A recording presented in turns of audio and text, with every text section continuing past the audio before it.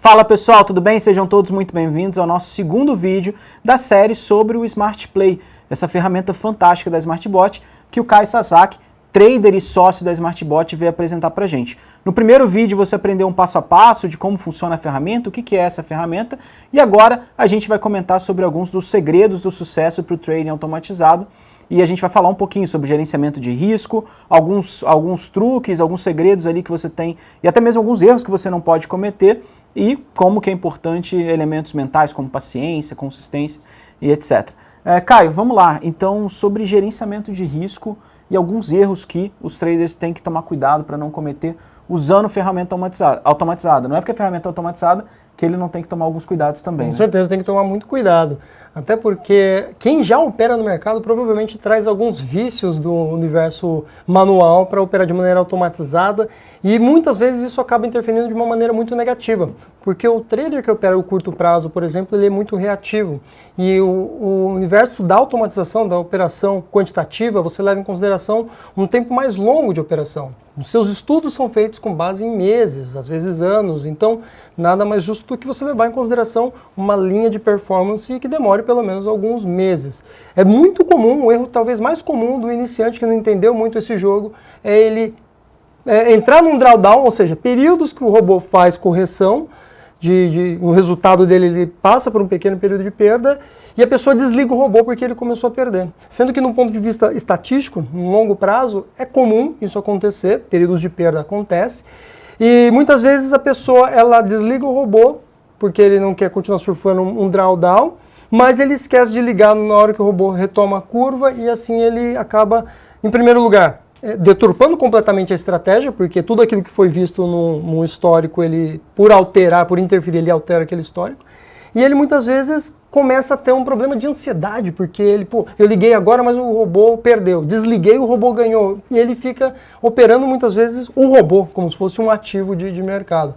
Quando você entra nessa espiral, eu posso dizer que grandes chances de você não conseguir obter resultado nenhum. Então o ideal é ligar a estratégia e deixar ela agir por um tempo, observando a curva de performance dela. Claro que existem técnicas para você fazer essa gestão. Se você observa que ao longo de uns 3 meses ou mais, o robô ele de fato está patinando ou está perdendo cada vez mais, provavelmente ele entrou numa curva negativa de perda e aí você vai usar o que para decidir se aquele robô precisa ser desligado ou não?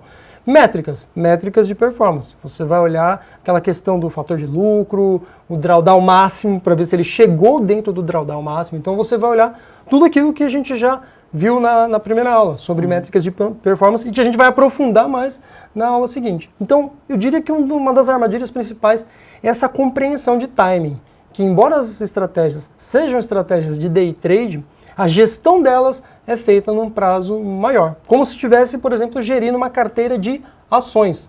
Você não sai fora de uma ação porque você comprou ela semana passada e ela teve 2, 3 dias de queda. É normal. E da mesma forma a gente deveria olhar a performance, a curva de performance de um robô.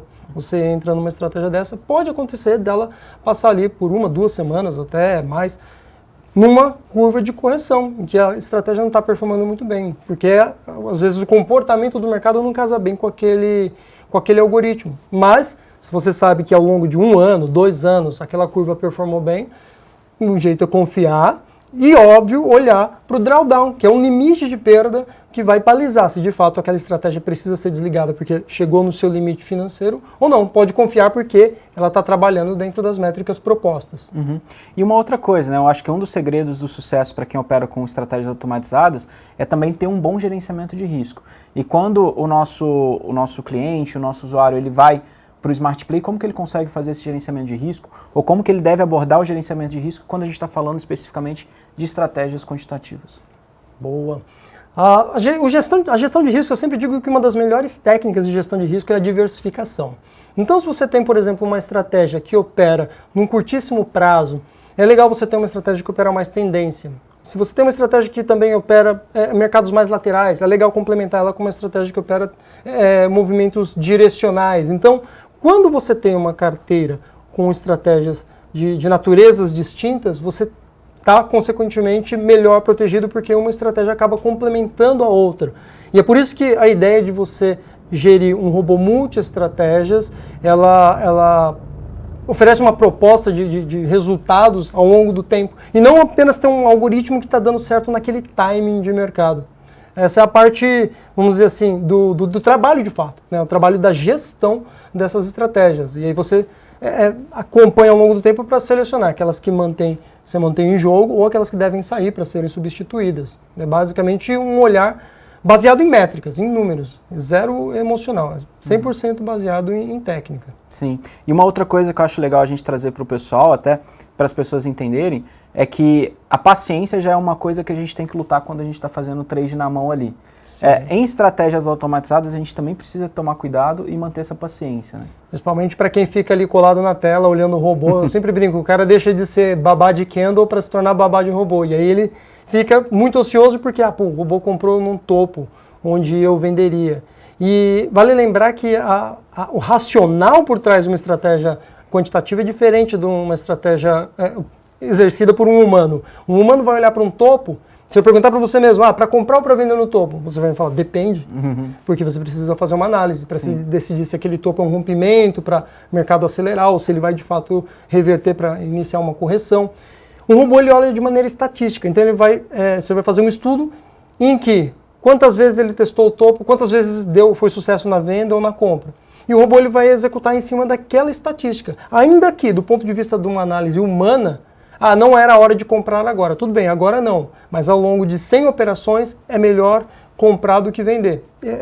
São metodologias completamente diferentes. Então não adianta você usar a sua régua humana para medir a lógica de uma estratégia quantitativa, porque são metodologias completamente diferentes. E quando você faz isso, necessariamente você desenvolve uma ansiedade muito grande, porque você vê o robô executando operações que, ao seu ver, na sua interpretação, seriam erradas. São apenas metodologias diferentes. Mas aí, justamente isso que é o legal do robô. Às vezes o fato dele executar estratégias que você não executaria na mão é uma forma também de você complementar, às vezes, o seu próprio trading. Com certeza. Desde que você opere com base na sua análise e jamais em função do robô. Deixa o robô trabalhar fazendo o trabalho dele, você faz o seu e espera aí, na ponta final, os resultados positivos acabem se somando. Então, Sasaki, você comentou com a gente sobre a questão do drawdown, quando desligar, não desligar o robô, como que deve ser feito esse estudo.